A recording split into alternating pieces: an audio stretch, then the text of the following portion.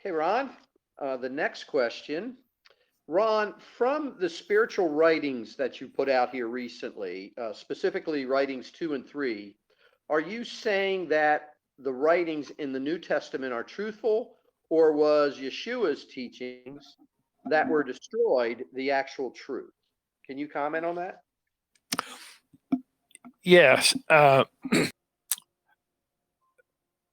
When we talk about the Old Testament compared to the New Testament is the finishing of the law of Moses, the law of performances and ordinances, the law where you, instead of talking to God yourself, you let the prophets go up and talk to God, and then they come down and help you to tell you what to do.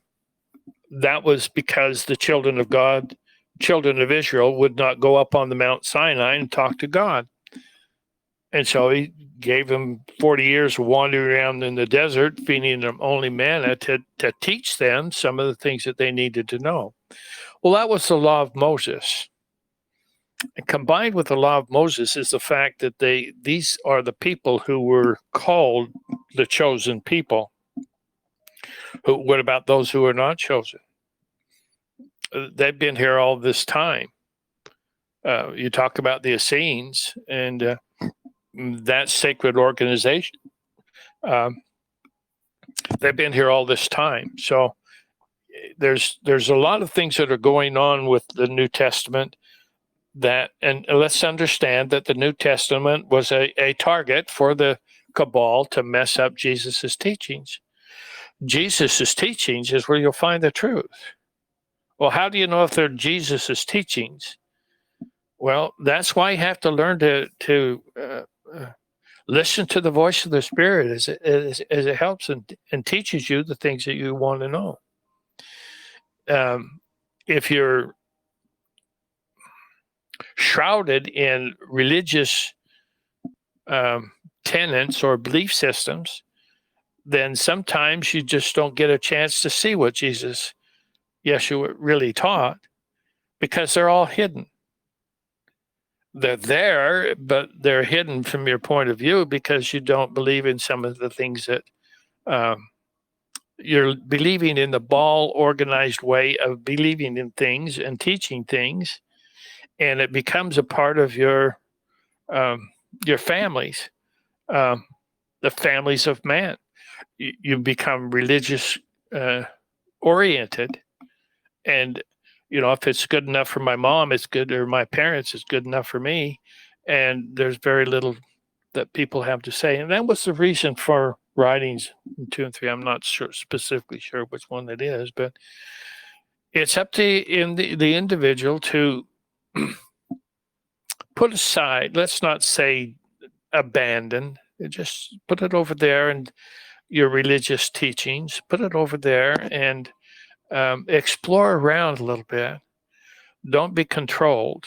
Explore around and find other things that, this seems more true than that. Then you're open to receiving the greater truths that are available to us. And your soul is going to lead you to those experiences that will help you to come out of the control of the cabal and move into where you are the significant decision maker in your life. You know that you are a child of Prime Creator, born in the same image and likeness, so forth.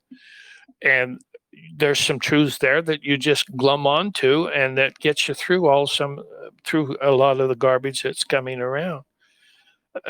With organized religions. And I'm not saying that organized religions was a bad thing. I think it was part of the cabal way of controlling us. And you don't know the good without knowing the bad.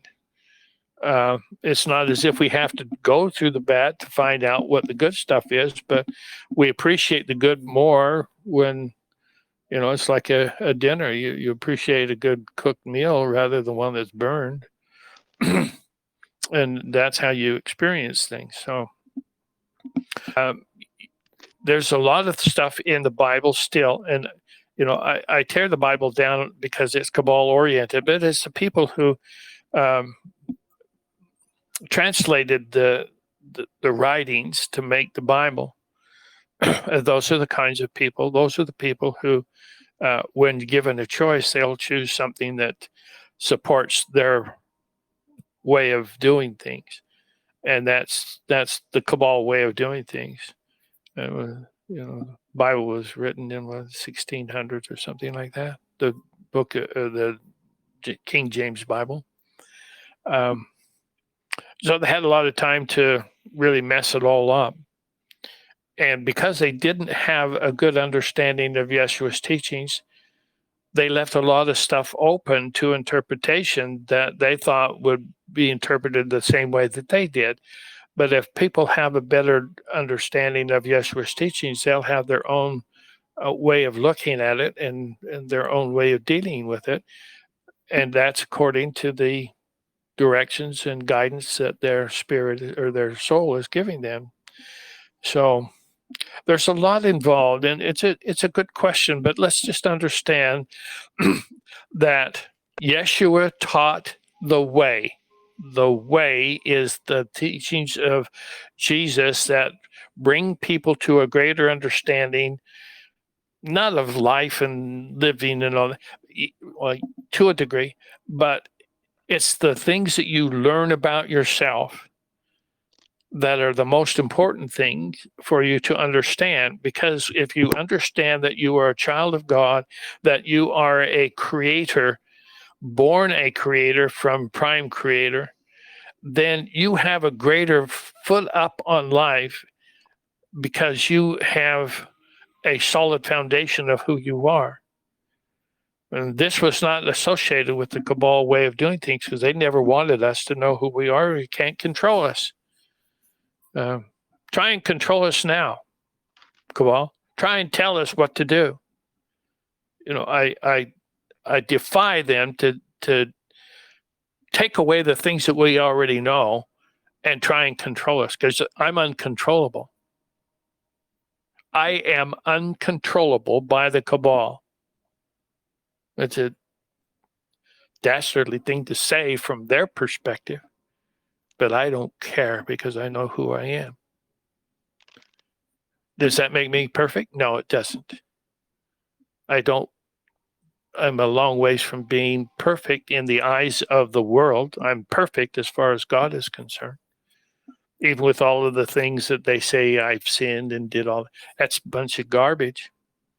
We never sin. We're always doing things according to what we believe to be true. When we're creators, we are creating the things that we want. So just let that be true, and let that be an underlying truth that you can just rely on. Creator does not create something that's not perfect. So if you go through the free agency and the stuff that I've written about in the second, third, and up to that point, the free agency is the thing that they're trying to take away from us. And free agency means that I am doing things that I want to do, and there's no punishment in that. Period. Exclamation point. No punishment from God for anything that I do. I've been told as a creator, I can create the things that I want. And you don't do that. You don't give somebody the power to create things that they want and then say, oh, you created something bad, so I'm going to punish you. That is not the way God works. So people who think that they're going to have a punishment from God, I hate to disappoint you. He doesn't care about those kinds of things. You are perfect, and your perfection as a person is honored and will always be respected by God, by Prime Creator. So I appreciate it, Ron. It's a great You're answer. welcome. Yep, and we'll be right back with another question. Okay.